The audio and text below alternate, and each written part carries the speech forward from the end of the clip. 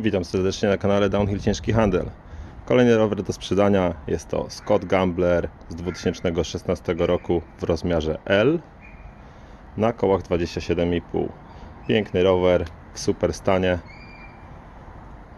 Naprawdę świetna maszyna zarówno do downhillu, jak i freeride'u na naprawdę dobrych częściach. To szybki bike check. Z przodu Boxer RC na czarnej ladze, żadnych skaz. Na amortyzatorze żadnych przetarć, żadnych rys. Wszystko jest w najlepszym porządku. Jeszcze przed wysyłką zrobię serwis tego amortyzatora, żeby wszystko było na cycuś glancuś, jak to się mówi. Piasty to Hope Pro 4 na obręczach Hope Tech DH 27,5. Także koła w naprawdę super setupie. Opony to Schwalbe Dirty Dan, tubelessy, bezdętkowe. Także naprawdę na zimę te opony są naprawdę super. Z tyłu korba SRAMa, przerzutka Z.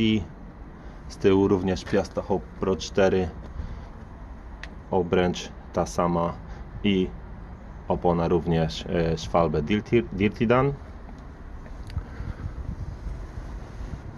Amortyzator to Fox Van.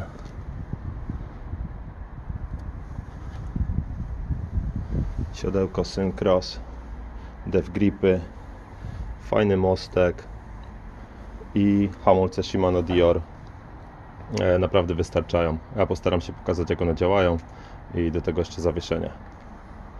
Rowerek tak się prezentuje, jest w super stanie. Jest tam gdzieś tam jakieś kilka niewielkich odprysków farby, ale nie ma żadnych wgniotek, żadnych dodatkowych spawów, naprawdę nic z tych rzeczy.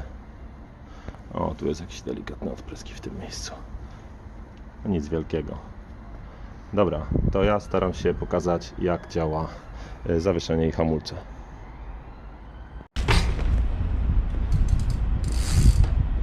Przygotowując ten film za pierwszym razem, trochę się spieszyłem, dlatego tutaj mały dodatek, pokażę dokładniej, jak działa zawieszenie i hamulce.